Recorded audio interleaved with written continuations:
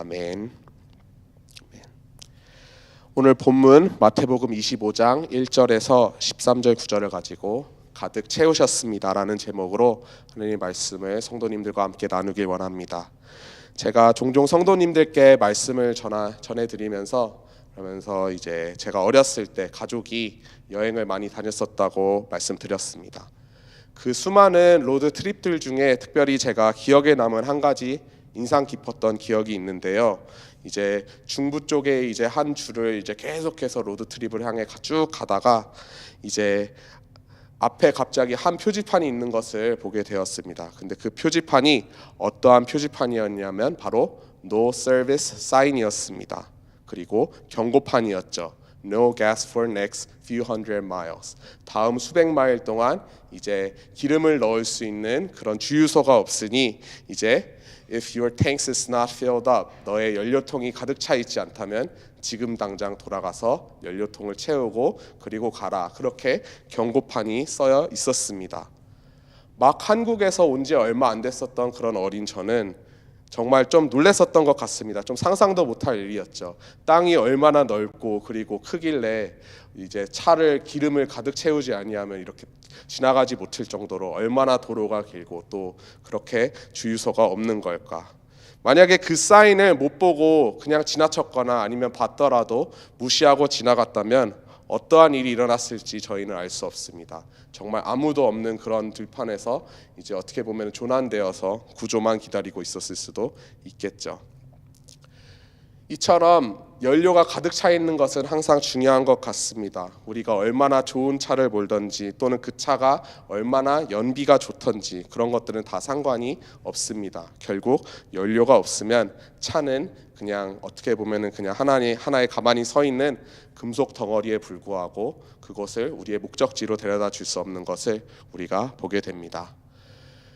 오늘 본문 말씀은 우리가 인생이라는 삶의 여행에서 우리의 등불에 기름을 언제나 가득 채워야 한다는, 즉 깨어 있어야 된다는 교훈을 다시 한번 일깨우고 있습니다.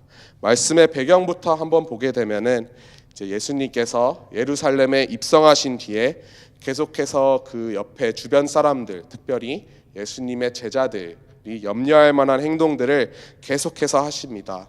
무화과 나무를 저주하신 것부터 시작돼서 성전을 정화하시고 또 계속되는 서리관들과 바리새인들과 또 헤롯 당원들 그리고 사두개인들 간의 분쟁, 그리고 성전이 다 무너질 것이라면 어떻게 보면 저주로 들릴 수 있는 그러한 예언들, 제자들이 충분히 혼란에 빠질 수 있는 그러한 모습인 것을 우리가 볼 수 있습니다. 분명 우리 주님은 하나님의 아들이신 그리스도가 맞으신가? 이렇게 그들 마음에 의심도 싹트고 그렇다면 우리는 어떻게 되는 거지 하는 두려움에 쌓인 모습을 우리는 어느 정도 제자들을 통해 볼 수 있습니다. 그래서 24장을 보니 예수님께서 한 번 더 예언을 하십니다. 성전 건물을 들고 24장 2절을 보니 내가 진실로 너희에게 이르노니 돌 하나도 이제 돌 위에 남지 않고 다 무너뜨려지리라. 예루살렘 성전이 무너질 거라는 그러한 예언이죠. 그러자 제자들이 조용히 와서 예수님께 묻습니다. 3절 우리에게 이르소서 어느 때에 이런 일이 있겠사오며 또 주의 임하심과 세상 끝날에는 무슨 징조가 있사오리이까.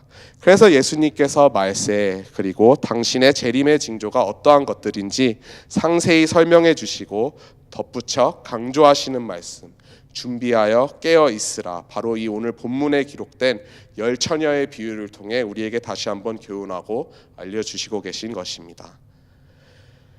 오늘 본문을 우리가 다시 한번 보기 전에 우리가 기억해야 되는 사실은 이 마태복음의 복음서는 사실 유대인들을 위해 쓰여진 복음서라는 것을 다시 한번 기억해야 합니다. 유대인의 관점에서 보지 아니하면 오늘 우리가 본 이 본문의 비유는 전혀 이해가 되지 않기 때문입니다. 당장 오늘날 우리의 관점으로 생각해 보았을 때 단순히 등불에 기름이 없다는 이유로 결혼잔치에 쫓겨나는 것은 좀 어떻게 보면 좀 이상해 보이고 또 융통성이 없는 그런 행동으로 보일 수 있습니다. 하지만 유대인들에게 이 비유는 너무나도 당연한 이야기였습니다. 왜냐하면 유대인의 혼인잔치는 어떻게 보면은 온 동네가, 그곳에 있는 모든 마을 사람들이 함께 더불어 이제 축하하는 그런 마을 잔치였고, 그리고 또 등불을 제대로 준비하지 아니하면 이제 신랑과 신부에게 큰 신뢰를 범하는 것이었기 때문에 이제 유대인들은 이 비유를 들으며 그렇지 하면서 공감할 수 있었을 것입니다. 또 유대 관습에 의하면은 신랑이 오는 시간은 신랑 자신도 모르고 오직 신랑의 아버지만 그때를 안다고 그렇게 했었다고 합니다. 신랑 아버지가 시간을 정해서 신랑을 보내는 것이죠. 이 또한 이제 하나님 아버지의 그런 예수님께서 말씀하신 것과 일치합니다. 이제 하늘의 천사도 알지 못하고 내 아버지만 아시느니라. 그래서 더더욱 기름을 넉넉히 준비하는 것이 필요했고, 그리고 성경은 이 준비한 5 처녀를 슬기 있는 자, 그리고 준비하지 않은 나머지 5 처녀를 미련하다라고 표현합니다. 그리고 이 미련한 5 처녀들의 엔딩은 어떻습니까? 신랑이 그들을 알지 못한다라고 말하며 그들은 혼인잔치의 문을 이제 통과하지 못하게 됩니다. 오직 슬기로운 5 처녀만 이제 혼인잔치에 초대받아서 온전히 초대받아 참여할 수 있었던 것이죠. 이처럼 예수님께서는 당신이 다시 이 땅에 임하실 때 깨어 있고 또 준비되어 있어야 한다고 그렇게 말씀하셨습니다. 그렇다면 오늘 본문의 이 지혜로운 신부의 들러리들처럼 신랑 되신 예수님의 재림을 기다리는 우리는 어떻게 하면 이 슬기롭게 기름을 넉넉히 준비할 수 있을까요? 성도님들이 잘 아시는 것처럼 이 기름은 바로 성령 하나님을 예표하는 것들 중에 하나입니다. 정결함과 또 성결함의 상징, 그리고 택하심의 상징이 바로 성령의 어노인팅 또는 기름 부으심이라고 우리가 성경에서 볼 수 있죠. 다시 말해 우리 안에 성령의 내주하심, 기름 부으심이 우리에게 가득 차 있지 아니하면, 아니 더 나아가서 우리 삶에서 이제 기록되어진 성령의 열매들을 우리가 삶에서 맺지 못한다면은, 그렇다면 우리는 이 본문 비유에 나오는 미련한 처녀들과 다를 바 없다는 말씀입니다. 신랑은 미련한 처녀들에게 이렇게 말합니다. 진실로 너희에게 이르노니 내가 너희를 알지 못하느니라. 너무나도 무서운 말씀입니다. 우리 주님께서 다시 이 땅에 임하실 때 주님을 믿는 모양을 가지고 있지만, 하지만 성령의 열매를 맺지 못하는, 어떻게 보면 껍데기만 신앙인 그런 사람들은 그들이 아무리 애원하고 문을 두드리고 또 문을 열어달라고 소리쳐도 그 혼인잔치 문은 열리지 않을 것임을 오늘 비유는 다시 한번 보여주고 있는 것입니다. 다시 유대인의 풍습으로 돌아가서 이제 신랑이 이제 신부를 정말 만나서 결혼하기 전에 그 전의 모습을 잠깐 보자면, 신랑과 신부가 먼저 약혼을 합니다. 그러고 나서 이제 신랑이 같이 살 처소를 준비하러 떠나게 되죠. 그리고 그 기간을 이제 신부와 이제 기다리게 되는 것인데, 그 기간 동안, 그 기간이 시작되기 전에 신랑은 신부에게 한 가지 선물을 줍니다. 자신을 기억해 달라는 그런 의미죠. 이러한 풍습을 예수님과 한번 비교해 보시기 바랍니다.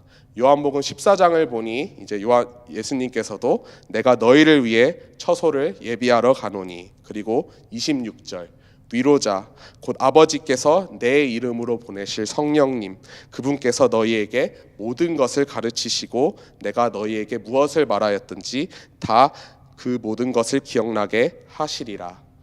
예수님께서 이제 떠나시기 전에 마지막으로 이제 제자들에게, 아니 더 나아가 오늘날 예수님을 믿는 우리 모두에게 주신 보혜사 성령님, 그것이 바로 신랑이 신부에게 준, 신랑을 계속해서 기억하고 신랑에 관한 모든 것을 기억나게 할 그러한 선물이 바로 보혜사 성령님이십니다.